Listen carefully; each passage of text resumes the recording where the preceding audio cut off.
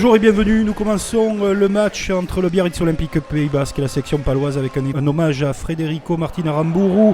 Beaucoup d'émotions, un trop plein peut-être, et on n'arrive pas à arrêter Rémi Sénéca en début de rencontre qui nous fait la malle dans la défense biarrote en fond d'alignement. Premier essai pour les Palois qui vont avoir la main sur le match. Biarritz tentera de réagir, mais Clovis Lebail va les punir à la 23e minute de jeu devant un public médusé. Biarritz est en train de s'écrouler à Aguilera.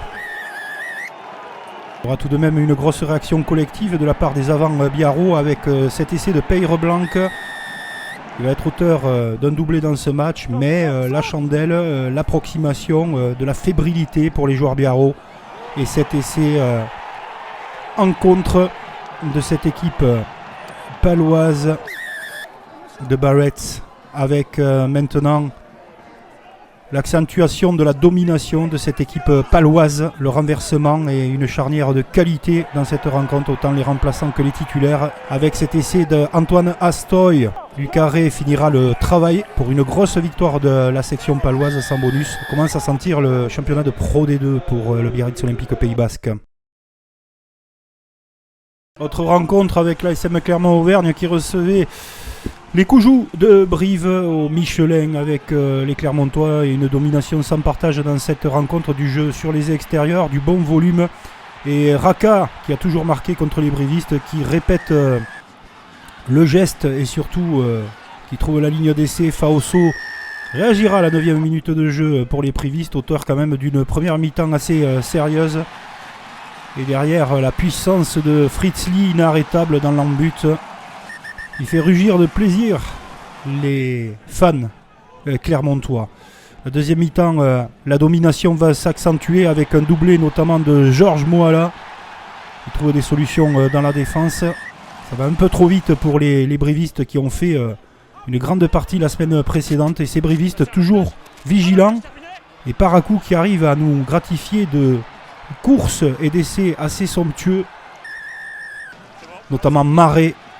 Encore Clermont et Damien Penaud, l'international, qui va s'arracher avec une course et un changement de direction assez impressionnant.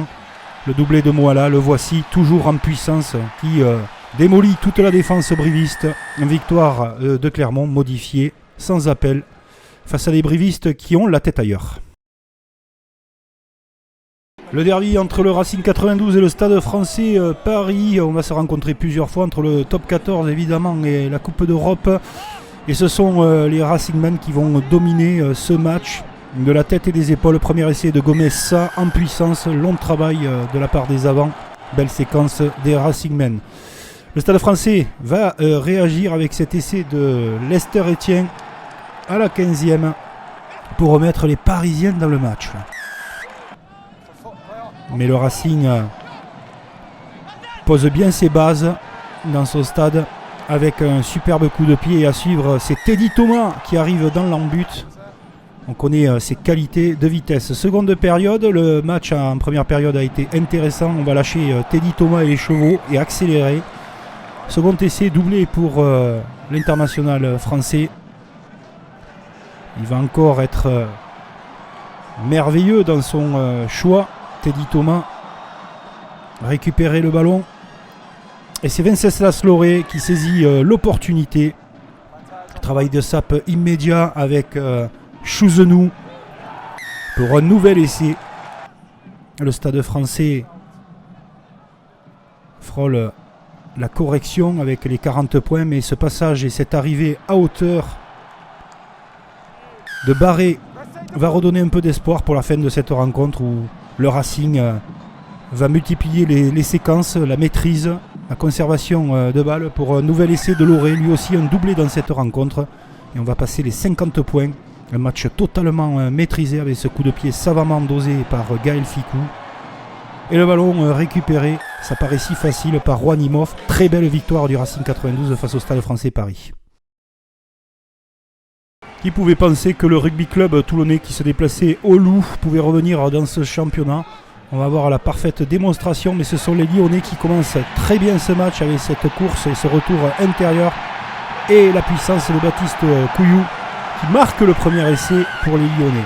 À partir de ce moment-là, on va sentir qu'il se passe quelque chose dans l'effectif toulonnais. Rendez-vous compte, Zebet sur les extérieurs. qui va lâcher Facundo Issa.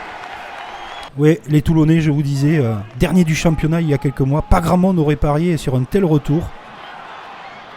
Et Colby va récupérer le ballon pour marquer un nouvel essai.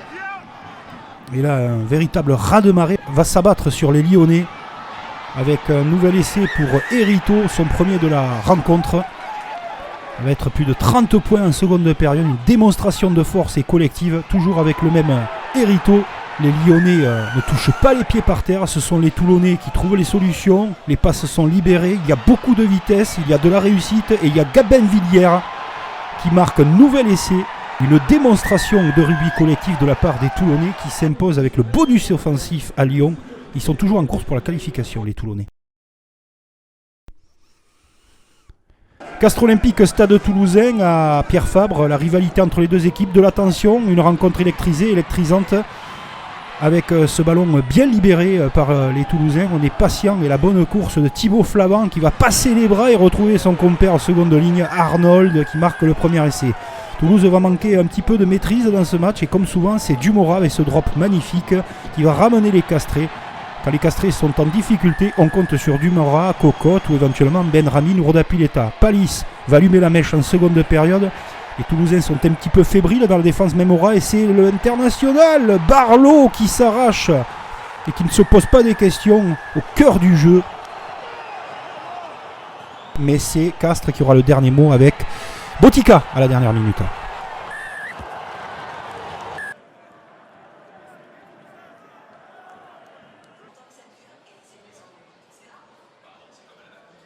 L'énorme choc à Chaban. Guichet fermé. C'est l'UBB qui reçoit La Rochelle et La Rochelle va avoir plus de maîtrise, même si ce sont les Bordeaux Béglé qui mènent 6-0. Yaya West, important et impressionnant dans cette rencontre, va libérer Jonathan Danty pour le premier essai des Rochelais.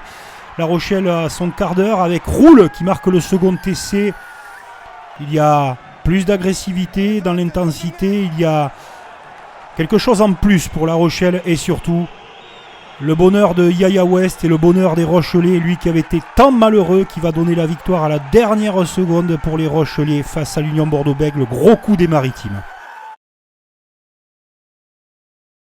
L'USAP recevait Montpellier, Guillaume Guirado, le Catalan qui rentre dans son jardin avec ses copains de 2009, présent dans la bonbonnière de l'USAP avec les Montpelliérains patients et Van Resbourg qui va marquer le premier essai de cette rencontre. La patience de Montpellier, l'expérience, le petit plus qu'ils ont cette saison avec de la maîtrise, mais Teder va faire réagir son équipe, coller au score sans arrêt dans un match ô combien important pour les Catalans et dans la course au maintien.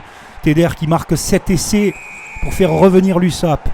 Mais il y a quelque chose de plus dans cette équipe de Montpellier, dans cette rencontre, avec ce contre-assassin et cette patience. L'intelligence de savoir qu'on est un petit peu court sur la course, dans l'évitement et surtout attendre le soutien permanent d'une seconde ligne rayonnante, notamment avec Van Resbourg à grand compas qui arrive et qui appelle ce ballon pour donner le deuxième essai à Montpellier et la victoire du leader à l'extérieur. Chapeau Montpelliérain, il va falloir s'accrocher jusqu'au bout du championnat.